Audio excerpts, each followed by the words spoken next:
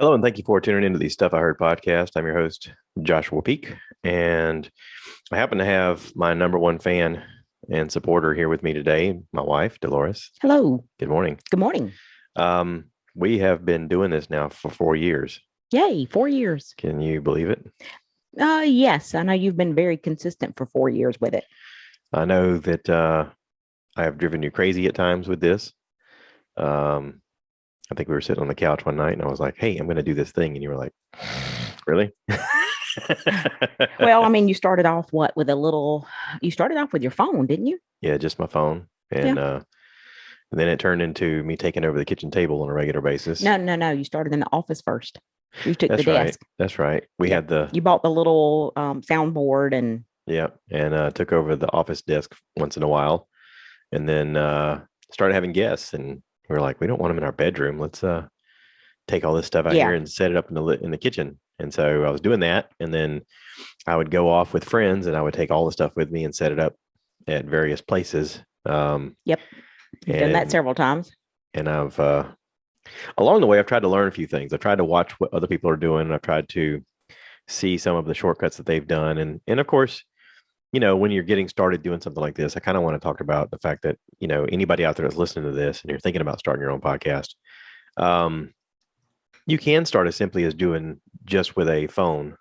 It doesn't have to necessarily be a podcast if you don't want to do that. You could do a vlog on YouTube, or you could do something on Facebook Live. You could do whatever. But if you feel compelled to start it, I mean, you can start it with just your phone, and you can go as deep into it as you want. But every step of the way, just know that you really want your audio to sound good because people are listening to it. You're inside their head. Your voice is bouncing around between their eardrums or in their speakers. Right. And that was one of the things that you commented to me. You were like, hey, I like what you were talking about, but it was really hard to understand you because it was this clicking noise, or there was this humming noise, or there was something in the background. And, for anybody out there that's starting your own, just keep in mind that you need somebody that's going to critique you and honestly give you feedback. And you got to be willing to listen. That's the hardest part is understanding that they're trying to help you move forward. And, we've continued to move forward despite scheduling and issues with equipment and issues with family and whatever else. And we've had a lot of that over the past 4 years. I mean, like most people, we lived through a pandemic. We had a major eye surgery situation. We've had job changes. We've had children changes. We've had things with our families. This past year was a really tough year for us, largely in part to the passing of your father. Yes. And that was not easy. And it was not easy. No. Not easy at all. You want to talk anything about? Yeah, a little bit. That? I guess I don't know if it makes it easier or harder knowing that the end is coming quickly. Yeah. I don't know if it's easier if something happens unexpectedly, just 1 minute, like a car accident. 1 minute they're here, the next minute they're gone. Or if you go through a situation like I went through where he was diagnosed with cancer I think early last year, around February or so of last year, he was diagnosed with lung cancer, which had come back after like 15 years. He had been diagnosed previously back 15 or so years ago, and they had taken out part of a lung. And no chemo or radiation that I remember back then. And of course, had no idea how it would affect him. And it didn't at all. I mean, he just kept right on going. Yeah. And I mean, it was from what I can gather, I mean, I was around him a lot those last 15 or 16 years. He functioned normally, got a lot of things done that he had, that he wanted to do. He, reconnected with the four of us. We had a very different type relationship growing up. He left out of my life whenever I was very young. And after the lung cancer back about 15, 16 years ago, I made the decision and along with my siblings to have a relationship with him. And it was a good relationship. I mean, it was rocky at times with the fact that, whenever you're busy with your own life and your parents call and, you, oh my gosh, I'm busy, but I've got to take this phone call. So, I mean, but all in all, the last 15, 16 years with him was really good for the four of us. We had a good relationship with him. And when the cancer came back last year, honestly, I mean, I knew that it was not going to be good because he, of course, was 15 years older. But also, too, I guess I looked at it with um, the same way I did years ago, and the fact that he had already beat it one time, maybe he could again. But I was also very skeptical or very, he's older. He was older. So he went through some chemo and radiation. We let him make that decision last year. I told him we would support him no matter what he done. And of course, he, being from the older generation, did not want to spend the money on it. But he chose to do that. And I think there was a lot he didn't tell us. He was still able to get around on his own. He drove himself back and forth to all of his chemo and radiation appointments in Charleston.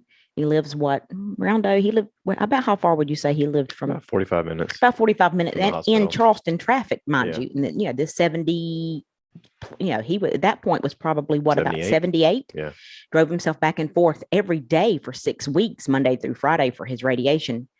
And then then he went once a week for chemo. And, I mean, I was hopeful that it would work, but I was also trying to be very what's the word? Realistic in the fact that he's much older. Yeah. But he made it through that. It was very rough at times, although chemo didn't do him like it does a lot of people. He was tough. He was tough. I mean, how in the world he drove himself back and forth to those appointments, feeling as bad as he did. But toward the end of the year, last year, is whenever the treatments were over and he pretty much decided, okay, I'm done with this. And then earlier this year, you and I got the phone call in, I think, early February, that he was feeling really bad. And of course, I talked to him a lot daily. If not daily, then at least every other day, every third day. I never let it go more than 3 days. He and I talked pretty much every day, and I knew that he was not feeling well. And that call came on Saturday morning that we needed to go get him, and took him to the emergency room. And within, what would you say, within a couple of hours at the most, even with all the COVID sanctions where you can't stay with them in the emergency room, they had already let us know that it had spread to his brain. Yeah. Which there was also a test in January, I think it was, where he had like a colonoscopy done, and they told him they had found some in his intestines.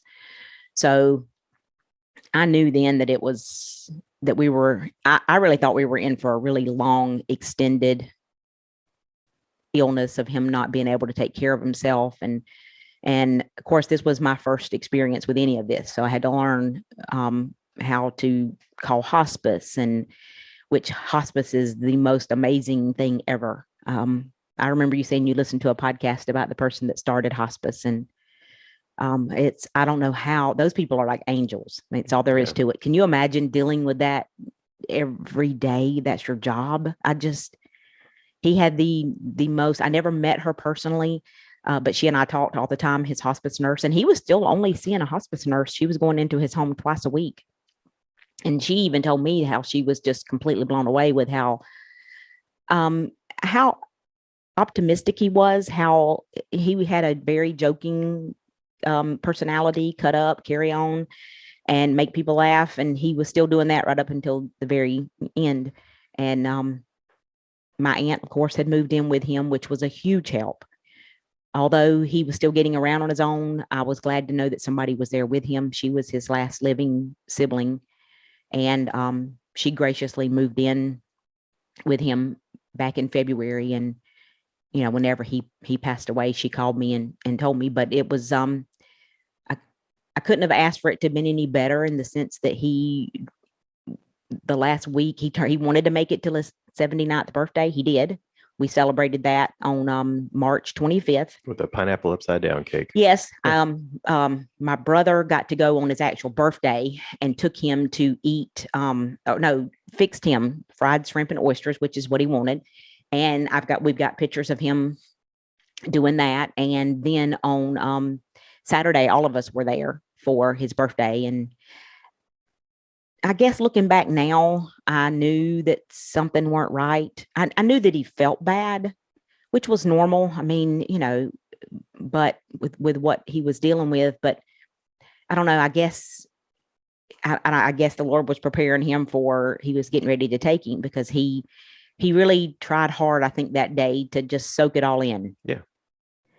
I really think he did. Yeah. Well, he made a comment before we're about to cut the cake. He goes, wait, sing me happy birthday. Sing happy birthday. Just, I mean, it's probably the last one. Let's just sing me happy birthday, please. And I don't know that I would have thought, I don't know that I would have thought that it would have been the last one. Well, and like he and I normally, we shake hands as dudes shake hands. Mm-hmm. And before we left that time, he goes, I want to give you a hug. Oh, really? Yeah. Like I say, I know that day, we were outside some because the weather was beautiful. We were inside some. That's the day that we switched his bed out, not to a hospital bed, but just to a newer mattress. And I know that there were several times that I looked at him that I could tell that he was really, really just, like I said, trying to soak it all in. Yeah. Looking at us. And I would have never in a million years thought that a week later he would have been gone. I mean, I really, because as far as looking at him health-wise, now don't get me wrong, he definitely looked like he was sick compared to what he normally looked like, but I just never would have thought that it would have been that quickly. I do know that he cut grass on Monday of that week. He had a really nice 0-turn lawnmower that he was proud of. He loved outdoors, doing things outdoors. He cut grass some on Monday, and I think he even drove to town on Wednesday, drove himself and my aunt to town, and she went in and got a few groceries for him. And then Thursday, I think, was a rough day. He pretty much rested all day, but I don't think that he was in severe pain because the hospice nurse stopped by and she called me that day when she left there. And, and she said that she had him comfortable and he was resting. And then he passed sometime during the night. I mean, they ruled it like 1 o'clock, one something in the morning. Yeah. And it was exactly 1 week, one week after his birthday. It was still shocking. Yeah. To get that phone call. Although I knew it was coming, it was still shocking. I honestly didn't think it would come as soon as it did. And I'm glad that it came as soon as it did because I know that he would have just deteriorated even more. Yeah. And it's hard seeing the ones that you love suffer and seeing them go through pain and misery. And, I think I talked about this once before, but, there's a weird thing about when you get older and you're going to pass away. Is it better that you lose your mind first or lose your body first? And in one way, if you lose your mind first, it's better for you, but rougher on your family. If you lose your body first, it's harder on you, but easier on your family. Like if you just like your body just gives up. Yeah. Or, it's very weird to think about, but we're all going to get there eventually. And in no means am I in a hurry, but yeah, in no means that I'm in a hurry. But I guess going through being the oldest of the four of us, and of course, we are very, very, very blessed in the fact that the four of us get along really well, and I try really hard as I guess I'm not going to say leader, but as the oldest, for some reason I have always led the pack. And the pack has always let me lead them. And I don't try to do that intentionally. I don't try to do that to be in charge of everything all the time. And I try really hard to let them know, hey, if somebody else wants to do this, you can do this. But they've always pretty much let me lead them. And I do try hard to make sure that I include them in all the decisions. Yeah. And I don't just randomly make a decision and say, oh, by the way, the three of you, this is what I've chose for us to do. I always make it a point to let them know exactly where I want to go with something. And if you have any objections or any suggestions, and I think the four of us get along really well with that. They may talk behind my back. I don't know. But I do try hard to let them know that what they want and what they think about the situation matters to me. And I don't want to just make all the decisions. Whenever he passed away, he and I had talked a good bit as the years went by about things he wanted done a certain way. And he had also, of course, relayed those thoughts and feelings to my brothers and sisters. So we were all on the same page with that.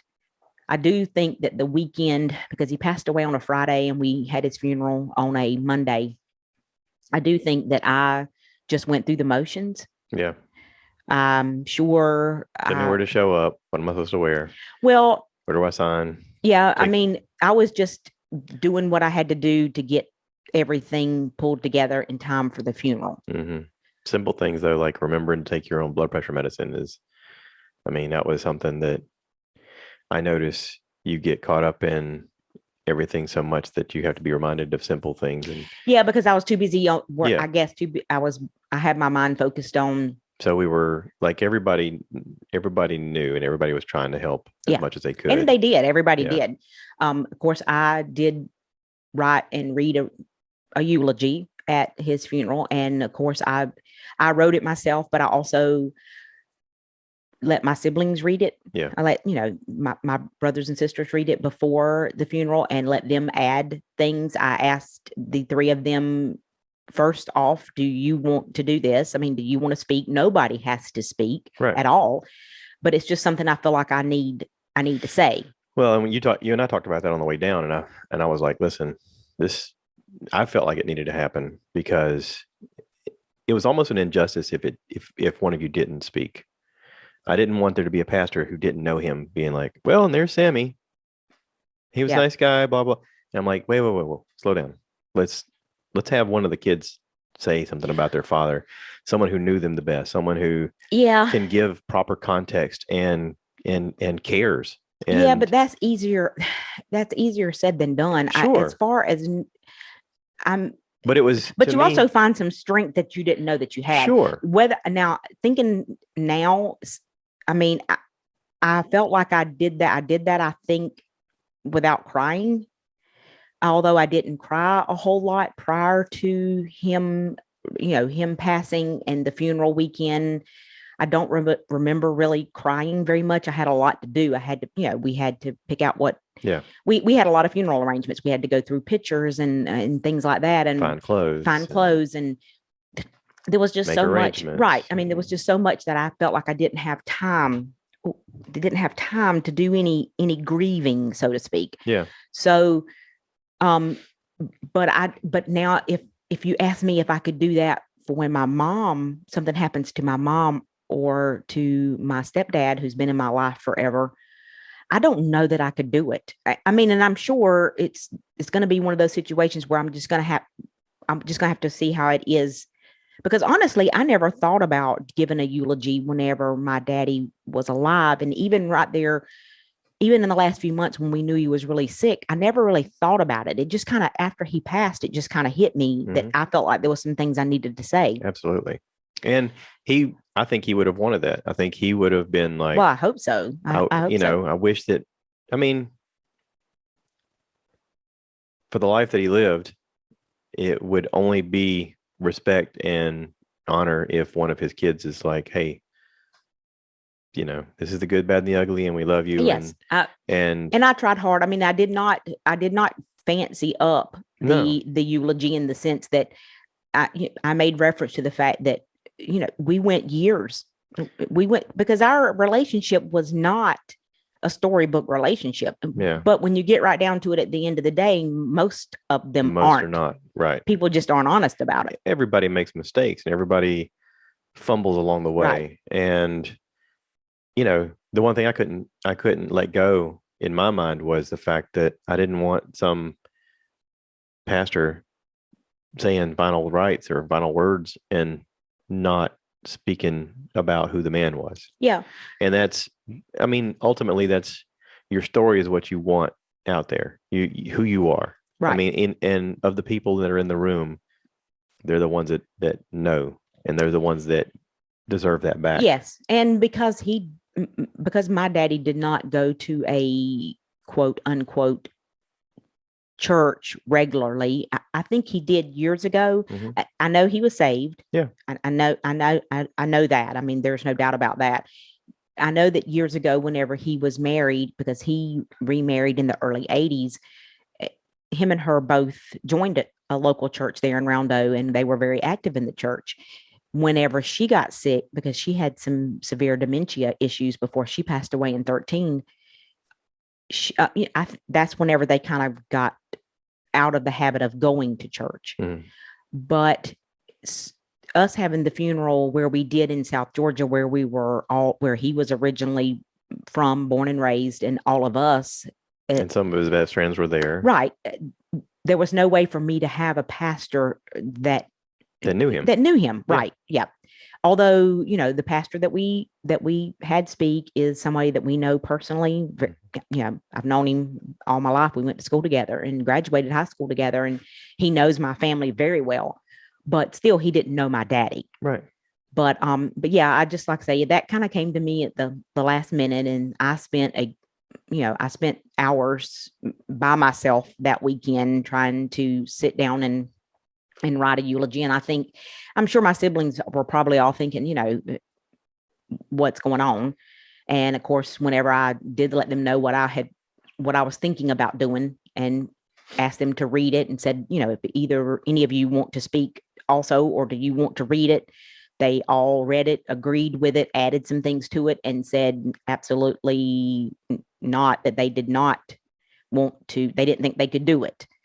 So I felt like it was my place to do it. Sure. And I made it through it. And and even, I don't know, it really hit me, I guess, Monday night. We came home because we had been down there since Saturday morning, down in Georgia, which is 4 hours from here. Yeah. Although I know that my daddy's in heaven, Monday night was difficult, because it is really a difficult thing to think about, the fact that you left a parent mm-hmm. in the ground. Mm-hmm. I mean, that, like I said, this is my first experience with that, and it is not easy.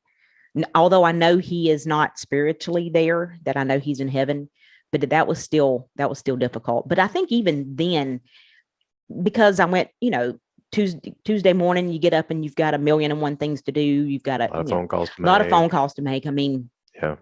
I've got an estate to settle, which, may take months, but I still don't think I actually, several times it hit me when I went back to work, like that Thursday when I left work. The very first thing I did was picked up my phone, and I still have his name and phone number on my favorites. I don't know that I'll ever delete that, but I called him pretty much every day when I left work, and we would chat on my little 15-minute ride back from the mill to the home, or from the mill to the gym, to check and see how he was doing. So yeah, and it's happening less and less, but there are still days when I leave work that I think, oh, I've got to call my daddy. And then I remember I can't, to call my daddy. But I will have to say the hardest part so far was a couple of weekends ago, whenever the four of us met at his house and started cleaning up. That was, I don't know if that's whenever it finally hit me, but I spent most of that day crying. And I don't know if it was crying over the fact that my daddy's gone, or if it was crying over the fact that, or being sad over the fact that you realize things that were important to someone else means absolutely nothing to you. Right. And how sad that is. Yeah. I mean, that's, like I say, that was just really something that it sticks with me, and I'm sure it probably always will. That's like, one of the things I noticed was the little baby dolls everywhere. And those probably belong to her. It was probably like when she got dementia, like real similarly to my Granny Peak, when she got dementia, is her mind went back to being a child, and she wanted to hold a baby doll all the time. Yeah. And I could just picture the whole scenario where Sammy's going out and buying her baby dolls on a regular basis, being like, look, I got you a new baby doll, And, after she passed, I'm sure he hung on to those thinking, I can't let this go. And that, Yeah. and like you said, that was important to him for probably for that reason. And it was something that we don't want. There's nothing there to have. It's Yes. to us, it's junk.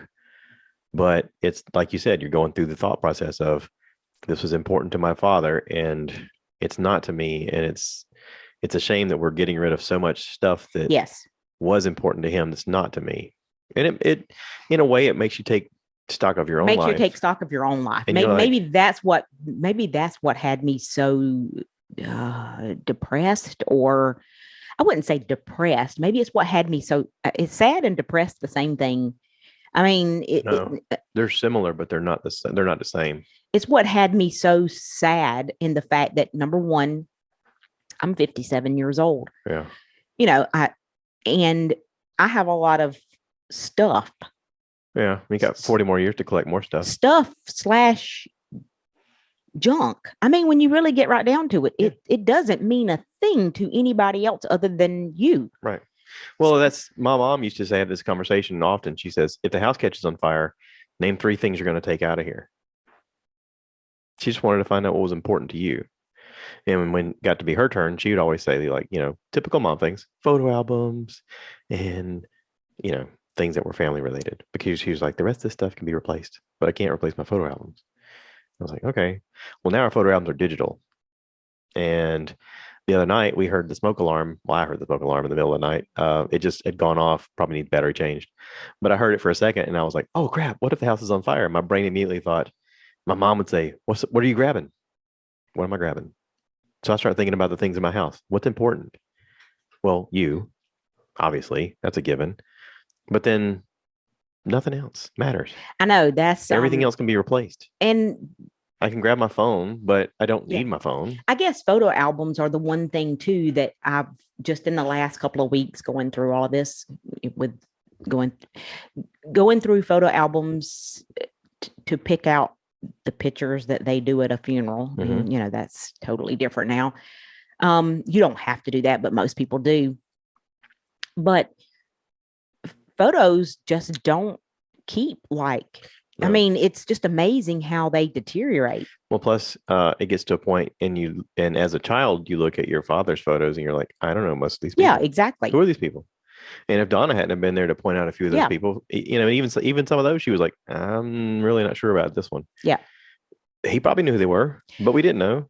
Yeah. And like I say, that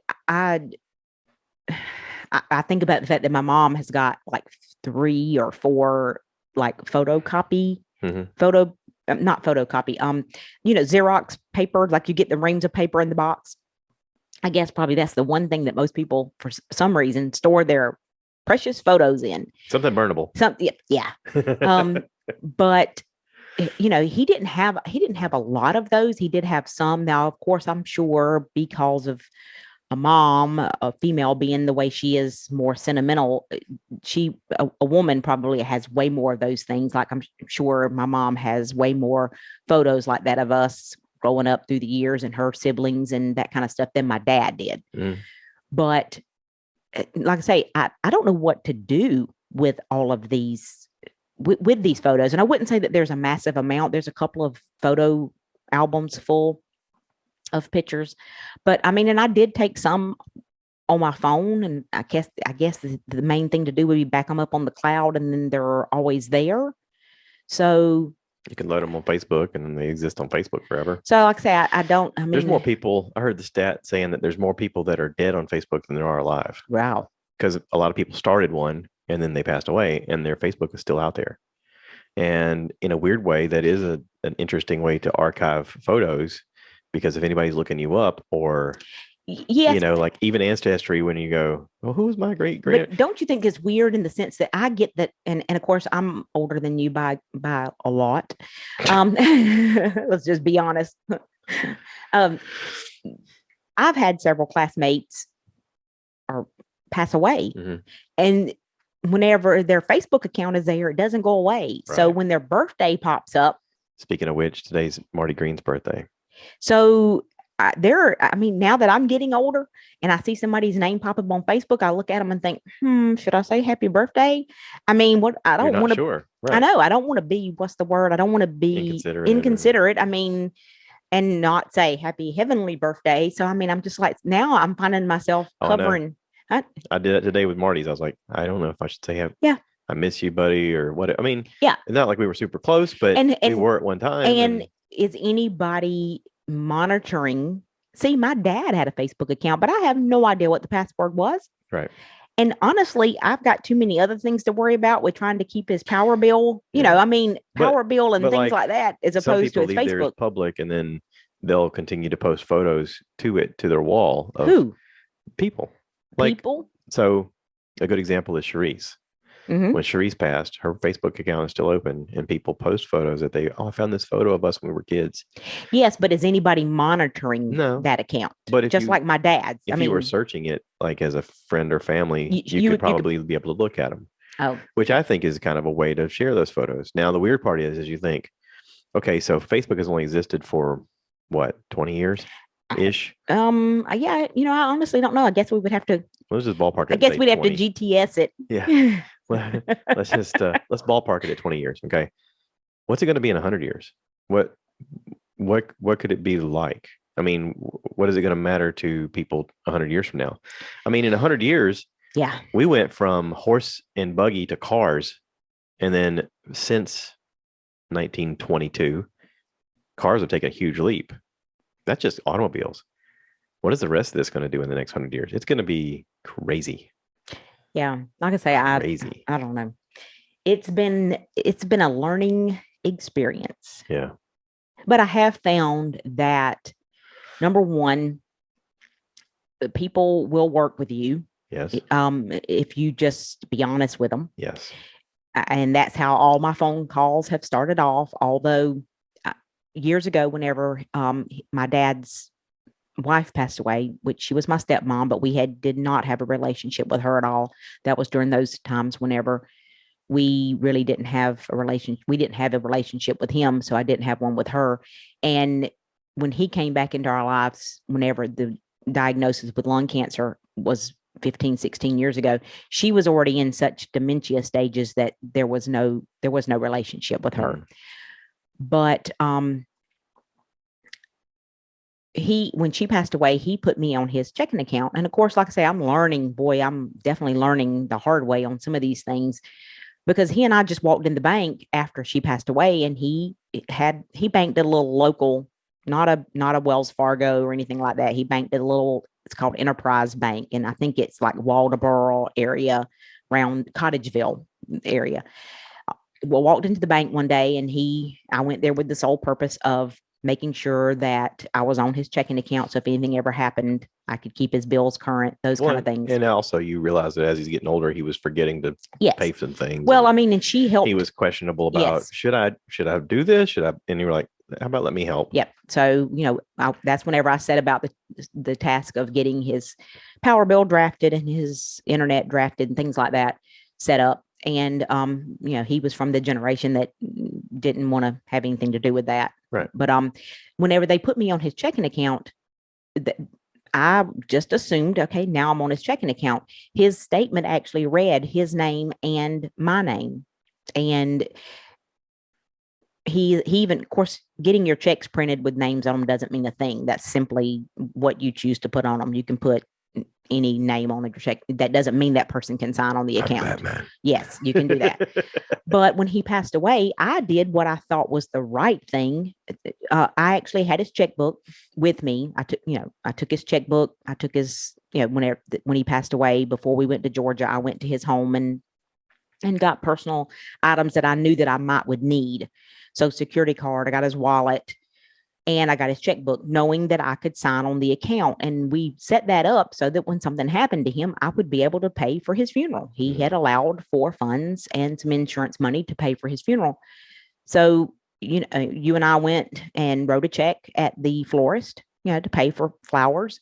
We then went to the funeral home and figured up how much money he had in insurance and then how much we would owe out of pocket, and took care of all of that. I come home after the funeral, and I thought the right thing to do would be to call the bank and say, my father has passed away, which is exactly what I did.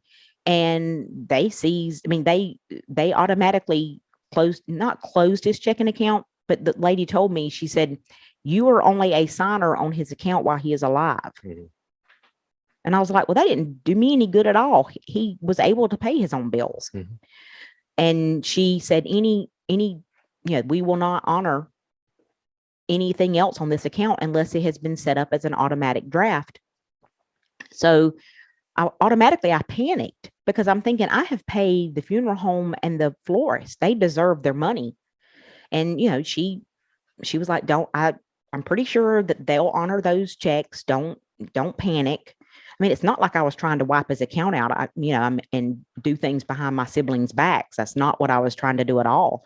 And, she was like, I'm sure they'll honor those checks. So that was fine. Of course, we did find out that as of right now, they're honoring his electric bill. His electric bill. Yeah.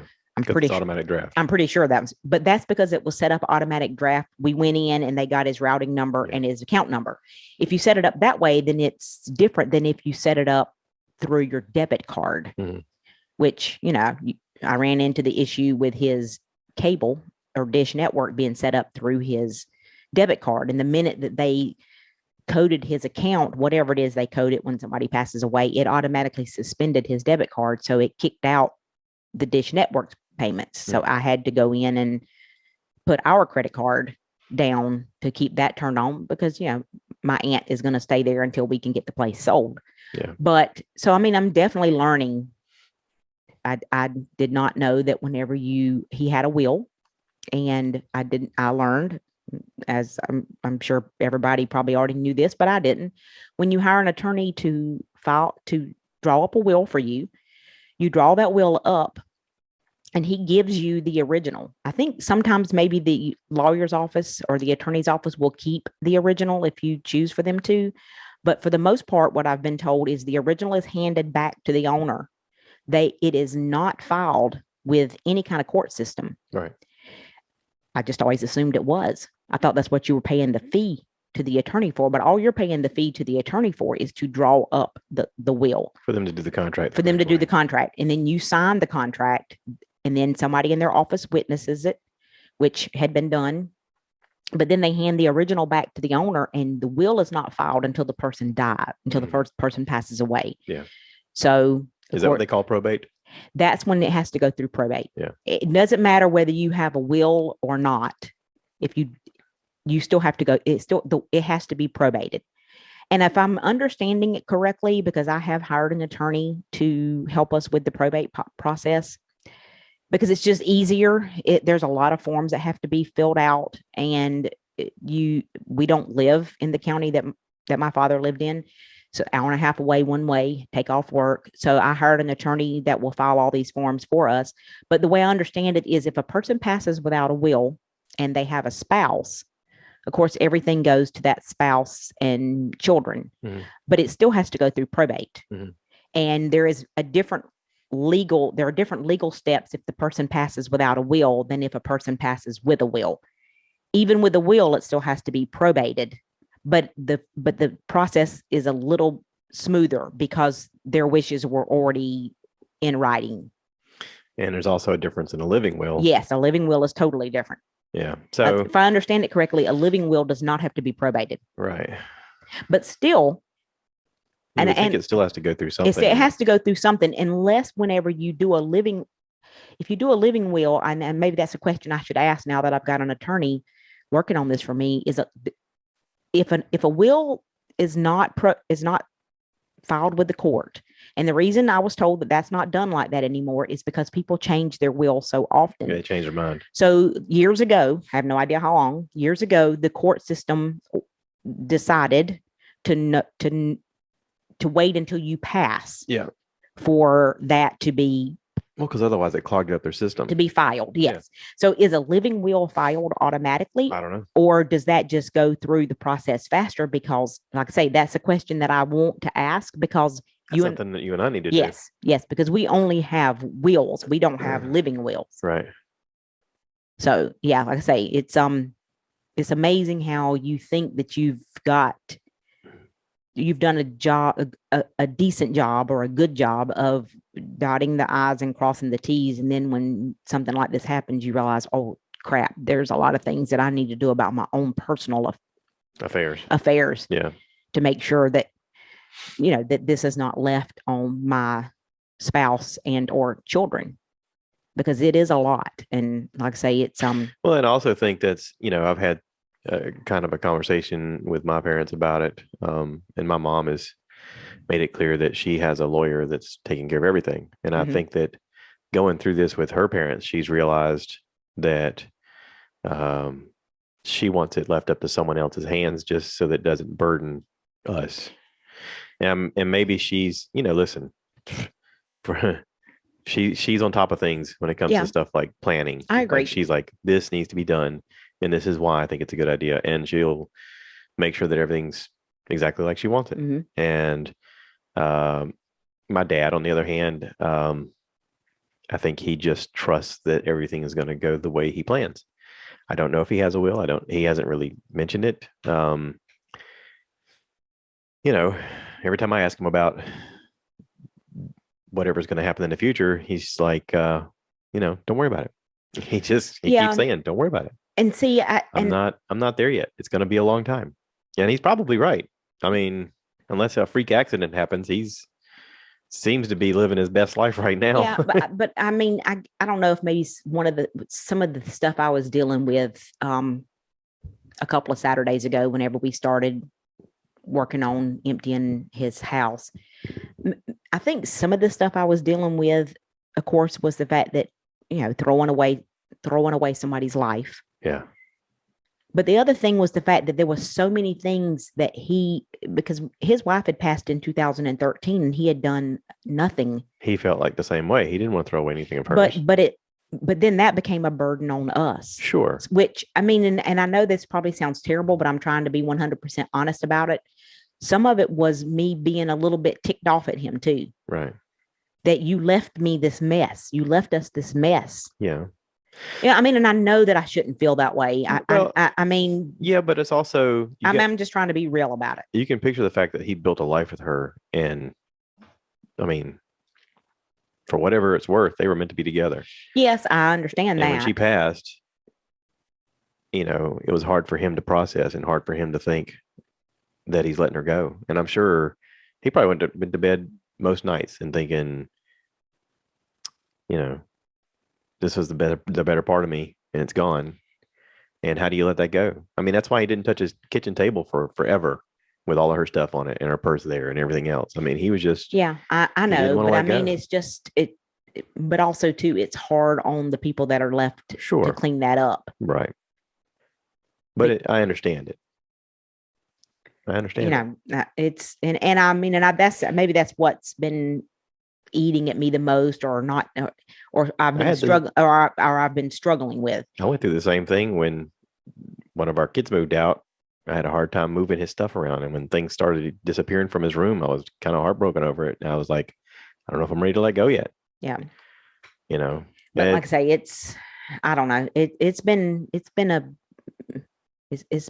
learning experience. Yeah. Not just on the proper process and procedures that you have to follow whenever you're settling an estate, because whenever his wife passed away, and I mean, when you stop and think about it, when you're a married couple and one passes away and the other one's still alive, there's really not much that has to be done.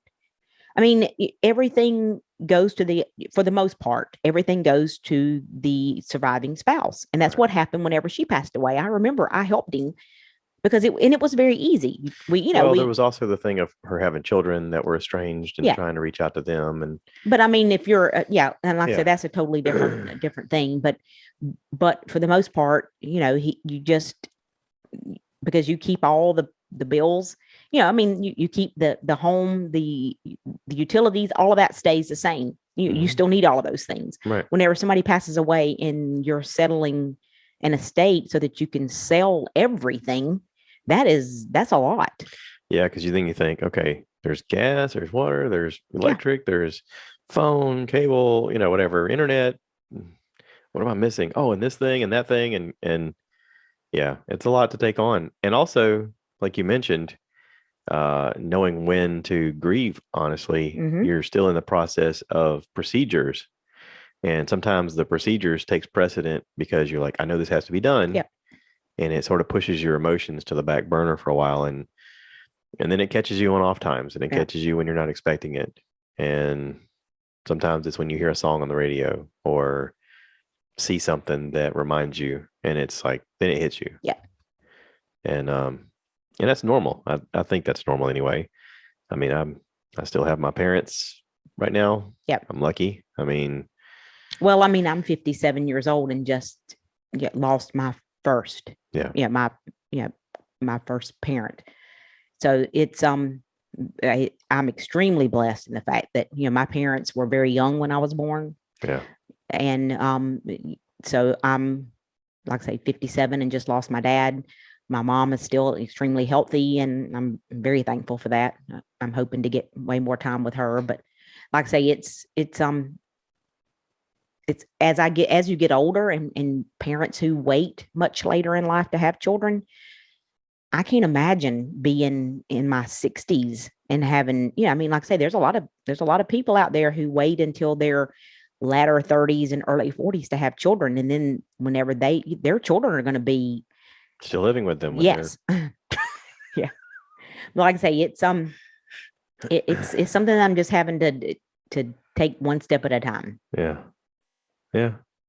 I mean, the good thing is there was no bills that had to be paid. So it's not like we had to. Well, he was financially responsible. Yes, he I was. mean, even just getting Social Security, he Yeah. managed to Oh save yeah. money. I I mean, mean, like I say, he did not have a large estate by no means, but what he had was his. and he had a little garden that he would Yeah. help make food to I mean, this have man, and this, yeah, put for, up stuff in freezers, yeah, and he was very he was responsible when it comes to stuff like very that. frugal. I mean, Yeah, he's from that generation where you don't waste anything. sure.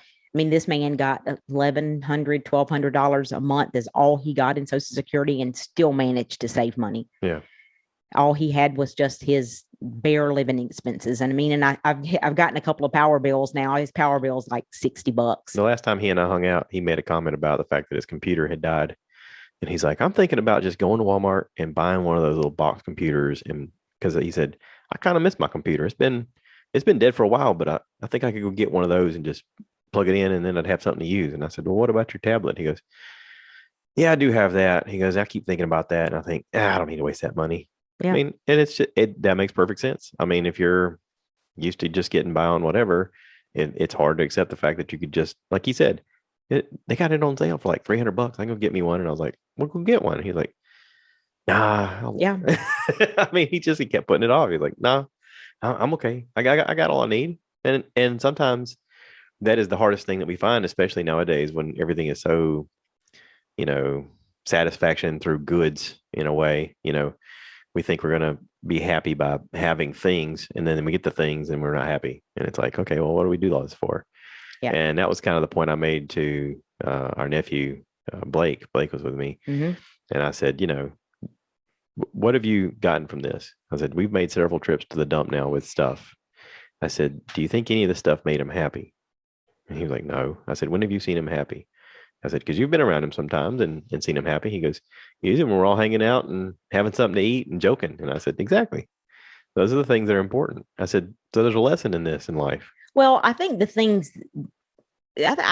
think the things that he kept was important to him. Sure. Well, and it kept him busy. Like even the old tractors that were in various forms of disrepair, Yes. it was something to keep him busy. It's something he enjoyed. He enjoyed fixing those things. And the fact that other people knew he enjoyed fixing them made them happy to just bring by something and be like, here, Well, I mean, you want to work on this? like I say, I think those things that he kept made him happy. I mean, and like I said, that was one of the things that I thought about the most that Saturday while I was bagging up stuff to throw out that I looked at and thought, what in the world were you thinking? Why would you keep? And I mean, and that's sad in a sense that somebody's that you could throw stuff out in plastic bags that meant something to somebody, but means absolutely nothing to you. Well, like think about this house. Like if we suddenly just weren't here, Yeah, and someone walked in, I've thought about that a lot. Someone just walked into here, they'd be like, "Why does a grown man have Legos over in the corner?" You can rest assured that since that Saturday, I've thought about my stuff slash junk Yeah. a lot, because it will be what is left behind whenever I'm gone. Well, you have very little stuff slash For junk. somebody to bag up in a bag and either take to Salvation Army or Goodwill or throw in the dump. Yeah. Well, you've got very little stuff slash junk. I mean, we can't count furniture. That's just living I mean, I stuff. try hard not to be somebody that hangs on to, I'm not a super sentimental person when it comes to cards and things like that. I don't, Right. I mean, I don't go back and reread them. So most of the time I don't keep them. I mean, it's not that I don't appreciate it. It's just, I just don't hang on to stuff like that. But I don't know. Like I say, it's been rather depressing. Yeah. It's been a depressing couple of weeks. Yeah. And I'm sure it'll get better. It's just a matter of moving forward in the process of getting the estate settled. Yeah. But it's also really made me think a lot about my own life. Well, and you and I made a decision a long time ago to take trips and to experience things that we would enjoy now instead of waiting till Oh yeah, we're and too which is old to enjoy it. one thing he would not do, because he wouldn't Right. spend any money on that kind of stuff. I know he said countless times, one of the places he always wanted to go was Key West. Yeah. He wanted to go down and see Key West and see the beautiful water, and the four of us begged him to do that. Sure. And he just kept putting it off and he always had a reason why. No, maybe later. And then whenever the cancer last year, going through chemo and everything, kind of deteriorated him so much, his comment was, I've always wanted to go, but now I don't think I can. Yeah. So yeah, I mean, you and I both made that decision for travel years ago, and I've not regretted any of that. I'm not waiting until I retire to go to the places that I want to go to. Yeah, because I mean, with everything being even, let's say we make it to retirement, and then like Michelle's father, they go, "Oh, now you have this cancer that's gonna take you out Yeah. soon," and then you go, "I haven't done any of the things I wanted to do." Yeah. I mean, I don't know. I guess the big fear that everybody has is that they die with regrets. Well, And Michelle losing her dad the way she did, which, he worked so hard for years for the railroad, and then was going to do put all his kids through college. It was going to do all these wonderful things once he retired, and then once he retired, he got sick and was gone within 3 years. Yeah. That hit home to me. And then also I had you and I had talked about different trips, and one of our trips we always wanted to do was Hawaii. And I remember mentioning that at a family reunion where my mom's brother and his wife was there. They're much older, and they had just done that trip. And I remember my aunt walking up to me and she was like, I'm not trying to be nosy, but you're talking about this and this trip. And I was like, yes. And we're going to wait because, whatever reasons it's expensive. It's expensive and this, that, and the other. And we she got was to take like, off more than a week of work. And her we kept finding excuses. Yeah, her comment to me was, don't put it off. Yeah. But she said, because if you wait and go when you can not necessarily afford it, you have to be able to afford it, of course, before you can go. She said, but if you're waiting until you retire, you'll regret it, because then you won't be able to do the things that you can physically do now. Yeah. And she said, you will get way more enjoyment out of the trip if you do it now. The sooner the better. So, that you and I both took that piece of advice to heart. Sure. And we've done that. And we got extremely lucky in the fact that we had been in debt. We had done the Dave Ramsey thing, and we'd paid everything off. And we were in the perfect financial situation with both of our jobs at the time to pay for the trip before we even went. Well, every trip we go on, we pay for before we go. I think that made that trip even more enjoyable, because up to that point, we had been kind of behind the ball. We were really trying to catch up on our debt. And when we got focused on it and hyper focused on it, I mean, we had booked it to see how much it was and then backed out before we actually paid for it to find out what it was. And then we saved up the money, and then we paid for it in February for a trip we were taking in October. Yep. So we had all those extra time to just make more money and put it away when we go, we've got some spending cash to do whatever we want. Well, we do that's one of the ways we do every trip. But that made that trip so much more enjoyable. And I don't know, if we'd have done it in debt, do you think we would have enjoyed it as much? I I don't know that I could even. Because there's people listening to this right now that'll hear the story and they'll go, "Yeah, but I can't afford it. But I got a credit card. I'll go and eh." I don't. I'm not sure. I mean, I don't know if I can even remotely process that because I would never do that. Right. I mean, We have done it. We've booked cruises and stuff on a credit card and have to pay on it no. later. Well, the one thing about cruises is you have to have them paid for before you can go. I mean, we took the kids on We a paid for that very trip. expensive Yeah. Disney cruise, and that was tough. But you know, Hawaii was one of those places, and then Alaska became one of those places for us. And now we have a trip planned for Grenada, Yes. and every step of it is something to look forward to. It's I can't wait to see this new place or to experience this new area or to. Well, I tell people at work all the time. I work with a lot of younger people. I'm one of the senior citizens of the crowd, grandma of the crowd, and I tell them all. I tell them all the time two things. I happen to be fortunate enough to work for a company that is, number one, good to their employees. Yeah. Number two, they offer us free financial planning. Mm-hmm. And these financial planners that you and I both have met with already that we're extremely impressed with. And I tell the younger crowd that I work with, number one, do not pass up the opportunity to take advantage of this free service that this company is providing for you. Mm-hmm. You're only 27, 28, 34, whatever your age is. You need to work with these people, and these people will help you retire with money. Yeah. And that's the one thing I tell them. Yeah. Every time we get emails, I'm on my little bandwagon going down the hall saying, okay, people, sign up for this free service. And the other thing I tell them, and of course they think it's funny, is we talk about work and that kind of stuff, and I'm like, I work for insurance and for spending money mm-hmm. for vacations, mm-hmm. and they just laugh, and I'm like, you will get to that mm-hmm. part of your sure. life. Yeah, you will get there, and that's my work is for our trips and stuff. Yeah. And when we plan good trips, we've got several planned for this year, and I'm looking forward to it. Yeah, me too. I don't take vacation time and sit at home. I take vacation time. Well, I don't get as much vacation time as you do. Well, I've been lucky. Yeah, we've both been lucky. I mean, but I've been very lucky.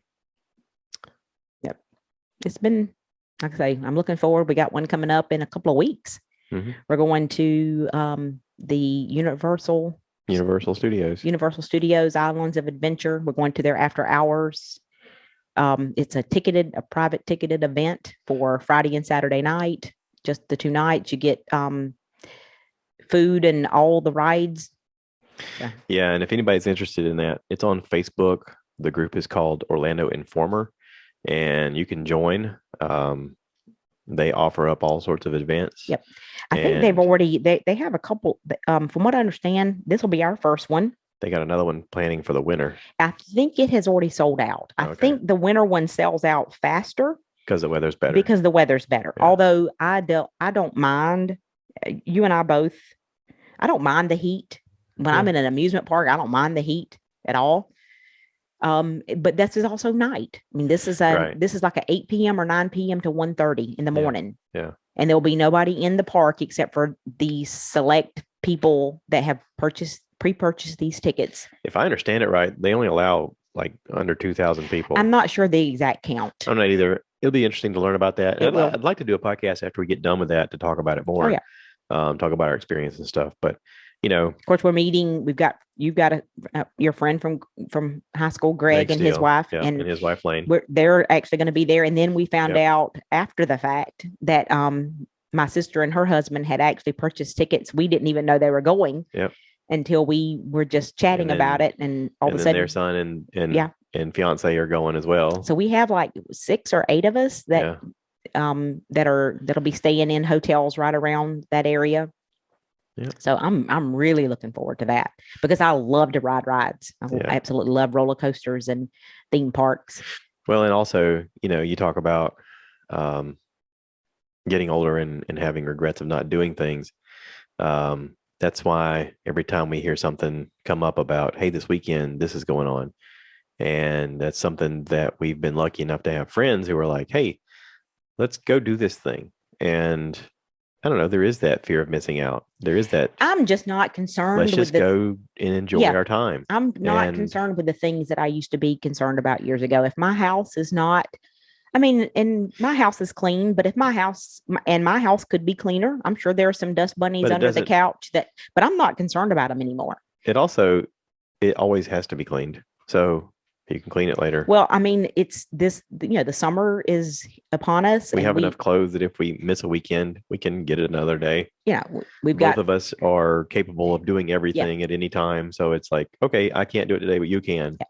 I Well, mean, I mean, and we've got friends. We've got a really great set of friends that's got a pool, and they absolutely enjoy having us over, and we enjoy it. I mean, that well, it's like they said, we didn't build this so that we could do it by we ourselves. right, We right, want to we want to host you guys and come yeah, over and have fun, and that's exactly right. I mean, and that's what we do most Saturdays and Sundays I is think we float in the pool. if we had one, it'd be creepy if it was just you and me out there all the Yeah, time. You'd be like, well, this is boring. Let's have people over. yeah, You know, yeah. So I'm looking. I mean, I know that this is now pool weather, so the house and some things will go to the wayside, and I just don't care anymore. yeah, And it's not that I don't care. It's the fact that I want to enjoy. yeah. I want to enjoy. And I hear, like I say, some of my coworkers are like, "You're always on the go," and I was like, no, technically, no, I'm not. I mean, they're like, what do you see? What do you enjoy so much about floating in the pool?" And I was like, because I'm there with people that I really get along with, and I enjoy their company. Everybody's got a good sense of I humor. mean, we're not. Everybody's independent and We capable, and they have adult children, Yeah, we don't and have children splashing in and out of the pool while yeah, we're trying to float. And I mean, and it's just something we enjoy doing. we got our inside jokes with each Yeah. other, and there's going to be food at some point that somebody's Yeah. going to be like, hey, let's do this. Oh yeah, that sounds like a great Well, or idea. snacks, you and know yeah. let's And grill some pound cake. even last night, an impromptu trip to our new Buc-ee's to eat by the back end of Danny's Yeah, Jeep. I mean, that was a fun little thing to do. it was. I mean, I'm sure a lot of people aren't like, hey, I know what we can do on Friday night. Let's go to Buc-ee's and eat out of the back of a Jeep. I mean, but it was cool. How cool is it that we got a Buc-ee's in our town now? I know, that was great. I'm getting to go there today. Well, and you've had been to Buc-ee's more than I have. Mhm. I stopped last August on my girls' trip to Disney, and we stopped at the one in St. Augustine, and we were on our way there and back. So we didn't get to. We went in and spent a little bit of time looking around, and we were just completely overwhelmed with, oh my gosh, all this stuff. But we also knew we needed to get back on the road. So we just, looked a little bit, grabbed sandwiches, and got back on the road. And then coming back from Disney, we decided to stop there again. And it was morning. So we grabbed breakfast burritos and got gas. But this last night, you and I were able with our friends to walk around. We spent, how long would you say we spent in there? Over an hour. Well over an hour. And I would say between the five of us, we probably spent a little over $200. Oh yeah, Yeah. yeah, absolutely. I know Lori's was over 100, Yeah. And but she also bought some stuff for the house, and I think she yeah, bought some gifts as well. yeah. I Yeah, mean, it was, and then being able to sit outside and tailgate and eat our sandwiches, that was a lot of fun. I mean, and that was super simple. yeah, yeah. I had a good time, and the food was really great, And riding over there in the convertible car and the Jeep. Jeep, Yeah, and as nice as the weather was. I mean, although it was extremely hot yesterday, it cooled off really nice yesterday evening. yeah.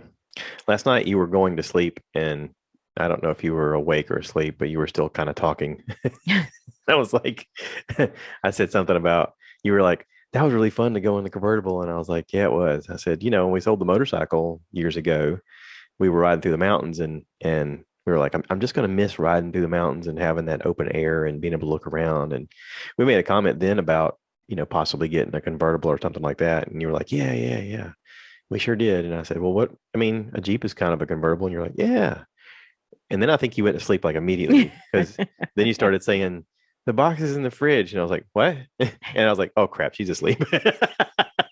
I didn't know if you were conscious during that part. You just kind of drifted off to sleep. I was like, hey, let's get the glasses off your face Yeah. here and put them up. Well, I've never, And you're like, I don't have any glasses. And I was like, they're on your face. Just hang on. I've never ridden in Danny's Jeep with the top and all off. Yeah. But of course, that convertible that Lori had yesterday was a rental car. Yeah. From she had been on a work. You'd never been in trip. Charles's Camaro? I've seen Charles's Camaro, and I've seen it with the. I don't think I've ever rode in it. Because he came that first time and was like, y'all want to go for a ride? And I like, think took he was his too people away busy. for a I ride? think he was too busy riding kids. Okay. I don't remember riding. I may have, Yeah. but I don't really remember it. I know that Charles owns a convertible Camaro and has for years. But like I say, Lori wound up with that one for a work trip. Yeah. And she was supposed to get, I forget what she said. She had rented some other Impala.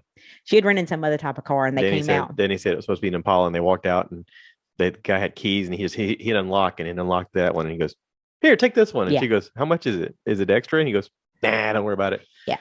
And I mentioned that to my brother this morning. He and I were talking, and he goes, that happens to me a lot. I go on work trips and go visit my dad once in a while. And he said, and I'll go to check in and get my car, and then they'll end up, getting a key that's an upgrade.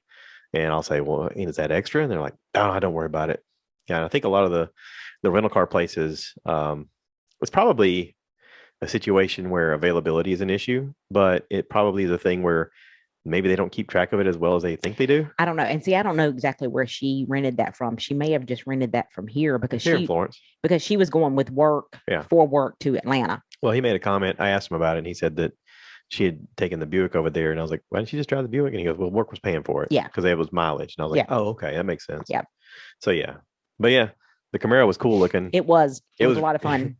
It was actually pretty cool to see you guys, all the girls riding up, and your hair is blowing in the breeze. And I was like, oh, look at them. They look so cute. I had, it took me forever just to get the tangles out. Yeah. But that was a lot of fun. And like I say, just doing something as simple as going to Buc cee's. But it's the fact that we're spending time with people that we enjoy their company. Yeah, absolutely. Yeah. We value their opinion. Yeah. They all have a sense of humor. They're all fun to hang out with. I mean, everybody's considerate. Everybody's thoughtful. When you get right down to it, we spend a lot of time with them. I mean, I'm okay with that. I see Sharon Lori multiple times a week with the gym. Yeah. Of course, at the gym, we really don't, if we're in a class, we really don't have time to talk. Right. But we're constantly group texting. But anyway, these are my people. I love them. Yeah.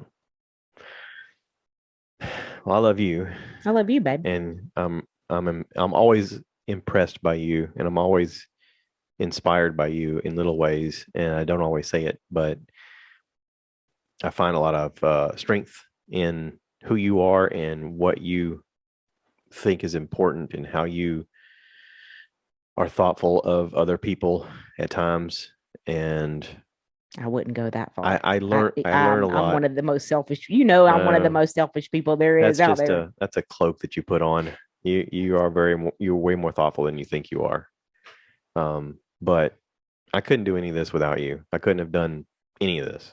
Like when you met me, I was a single parent struggling to do anything. And well, it's always better to work as a team. One of the first things you said to me was, you don't have to do this alone. Yeah. And I'm so glad that you're the person that I get to do this with. Yeah. Well, I don't think anybody, I mean, no matter what, it's, it's just like our friend that's single now. I mean, and I tell her all the time, you're not alone. Right. We're part of a team. Yeah. But the more I talk to people, the more I realize, how lucky I am, and, how appreciative I am. Yeah. So, well, thank you for allowing me to do this crazy thing. You've done a great job. You've been very consistent. Thank you for allowing me to, do all sorts of crazy ideas. And you do get out there every now and then. I have to reel you back in a little bit. Sometimes you swing and miss. Yeah. No, yeah. But you can't hit a home run unless you swing. That's right. That is exactly right. Or you can't get on base unless you swing. Yeah. Yeah. That is true. So it's. I know everybody who's watching this on YouTube is going to be like, "Where's Deloris? We don't even see her." She Deloris has on no makeup and a hat, so she decided to stay behind the camera this time. So if you're watching this on YouTube and you're going, "What? Where's her voice? Why don't I see her?" She's all over Facebook, and she's got her own stuff on YouTube, and all you got to do is Google Deloris. I gotta get another girls stuff she said podcast going. Yeah, especially now I've got the room all set up Yeah, different. we do need to do it. We need to do another one soon. Yeah. Yeah. Yeah. Danny and I can sit out there and Yep. stay busy. I'll get them in here soon. Yeah. Well, we've got a girls trip coming up 4th of July week. We're going on a cruise. So maybe after that we'll Talk do about how much fun you had and the things you did and we sure will. things you learned and what was your favorite, what was your least favorite, that sort of stuff. We're going to the Bahamas, and I think all 4 of us have been to the Bahamas before. So the main goal of this trip is chill. If you lived in the Bahamas and that was like your bread and butter was visitors coming to your island and spending money, I can't imagine how stressful it is during the last few years with COVID of not having any income. I mean, I'm sure they're probably really frantic for any business to come. And I know that the cruise ships. As a matter of fact, I just saw a YouTube video of a guy that I follow regularly. They're on one now, I do believe, a Disney cruise, and of course, you and I are doing a Disney cruise later this year. Y'all can all get off and get your hair braided just for fun. But he made a comment that all mask restrictions have been lifted on cruises. Oh, good. I think except now this is on the Disney. They're on Disney Cruise Lines. Like I say, you and I are doing that later this year. I think just like the theater, the mass theater is the only place you have to wear a mask. And I don't think it's mandatory. But anyway, masks are gone completely off the ship. And he did say, because I think he's done a couple of cruises here in the last maybe 6 months. And he says that you can definitely tell that they're pretty much back up to capacity. Yeah. I know that the parks, because I listen to regular podcasts on the parks and just watch. I'm a member of several groups on Facebook that have to do with the Disney parks. And you can tell that there is no more. The mask mandates have been gone, but they're back up to 100% capacity. Mm-hmm. It is crowded, which is good. I mean, the only way for us to get new attractions and new things to look at the parks are for people to be there. They've got to have the money in order to spend money on those things. Yeah. And I know that right now they're going through a lot with their governor, trying to throw his weight around, but that'll all get worked out. I think so too. Yeah. Well, thank you for doing the podcast. Oh, you're welcome. I appreciate it. Thank you to everybody who listens and gives me feedback and wants to be part of the thing. I appreciate it. Like I said, in the past 4 years, we've done quite a bit, and we've hopefully helped out some people with ideas and inspiration and stuff of that nature. One of the things Greg talks about, he's like, I can't believe, he's like, you have such a positive attitude about stuff. And I'm like, well, yeah, what are your choices? So positively. Does anybody want to get on here and be negative? No, I don't know, but some people just have a negative attitude in general. And yes. I mean, I tend to be more toward the negative. I mean, and you tell me that all the time. I do. I mean, I would just be completely honest. I mean, I'm not gonna get on here and lie to you about it. It's something I try hard not to be, but sometimes it comes out, and I have to remind myself, don't be so negative. But there's just something about doing these podcasts that they're fun. Sure. Well, and like I hope we've seen friends and family that have listened to it, and other people that don't even know us who've reached out and been like, "Hey, I really got something from this that you talked about. It's been really helpful." And I don't know. There's something about helping people or being positive, inspiring people that gives you some sort of inner strength in yourself. It's that idea of do you get more from giving than getting? And I feel like by giving of myself and my time and my energy and effort, it makes me feel better because I think there's somebody out there listening to this that it may inspire them or it may help them. And I do. I listen to every one of your podcasts, with the exception of that 5-hour drink fest with the buddies. I didn't listen to that. But you're one of the few people who hasn't listened to it. I didn't listen to that. I didn't listen to that one. But you are very positive on here. And I think, and whenever I do these with you, I probably should do more. A lot of it has to do with, I don't know, time sometimes. But the other thing is, I think about whenever I'm sitting on this side of the mic talking, I try to think about the fact that most people listen to podcasts in general when they're driving, when they're getting dressed for work in the morning, or sitting in a room doing crafts or something like that. So you want to listen to something that doesn't bring you down. Yeah. I mean, Well, that's the podcast that I get the most from watching. Obviously, one of the ones I watch the most on YouTube is Two Bears One Cave, where it's two friends that are comedians, but they're friends, and yes, they're but we all know, and everybody who listens to your podcast knows the only reason you listen to you have a man crush on Bert Kreischer and Tom Segura. I think that we could be buddies. That's all I'm Uh, saying. yeah. Yeah. I think that they'd be like, we like hanging out with Josh. He's a lot of fun. There's times I'm listening to your podcast when you get into one of your Bert rants that I think, golly, he knows more about Bert Kreischer than he does about me.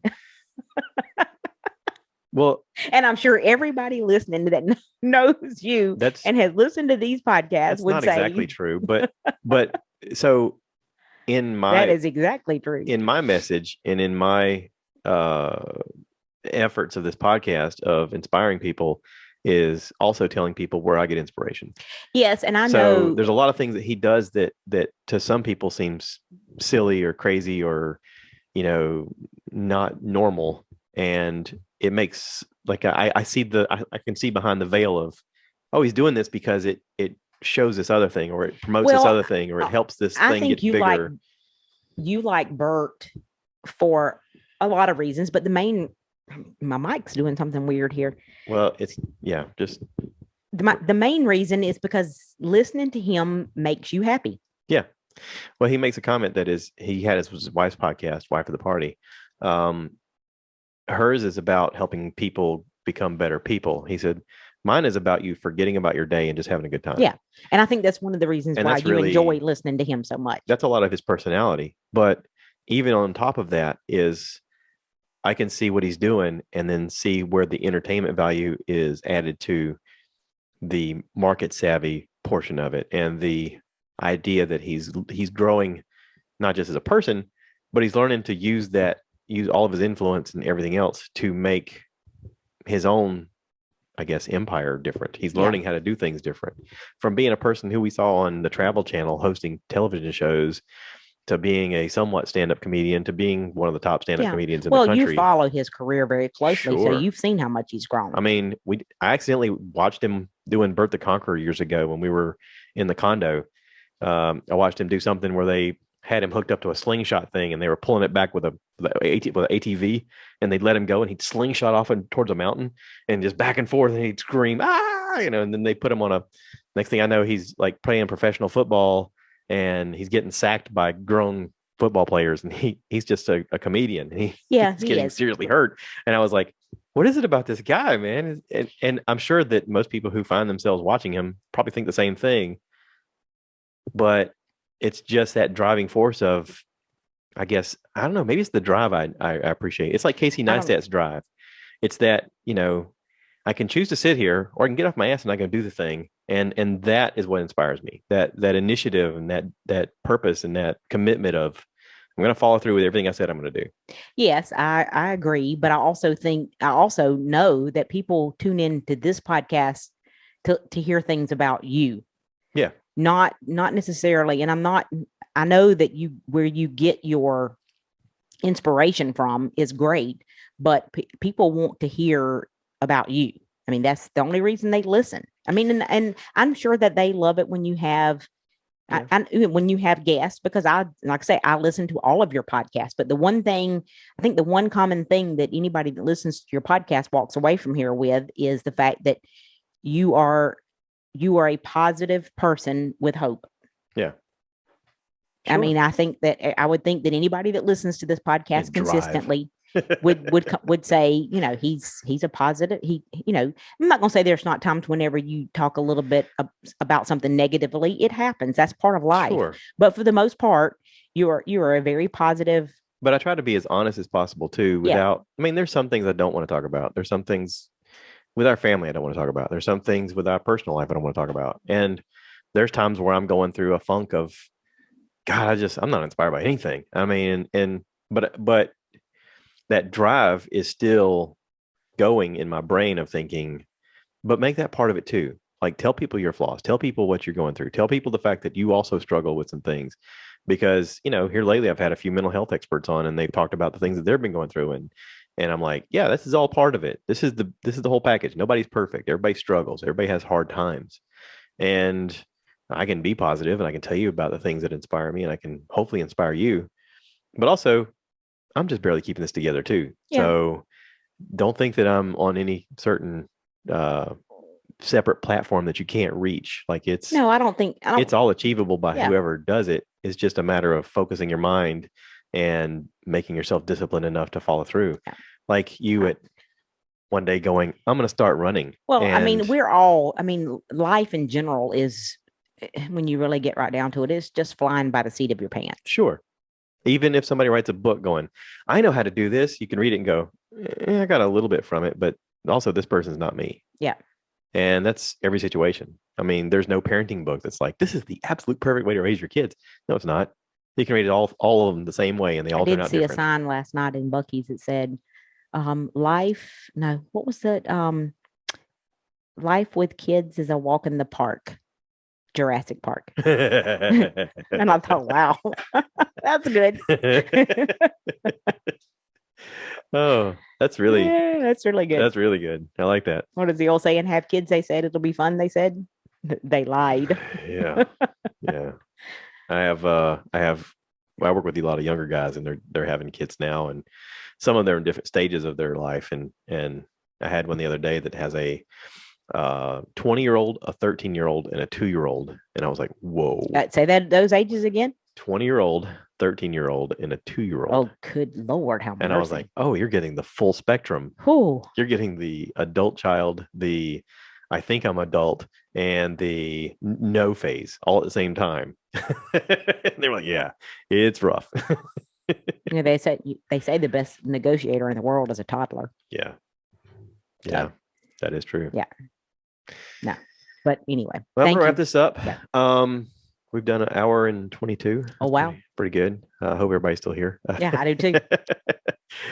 Thanks for everybody who listens. Appreciate you supporting the podcast. If you want to be on the podcast and talk about anything, let's face it, I can talk about anything. Reach out. www.stuffiheard.com. There's photos, there's links to other episodes. Everything is there. So thank you for listening and thank you for supporting us. And you want to say it? Cue the cow, baby. So I want you guys to give me more likes. Give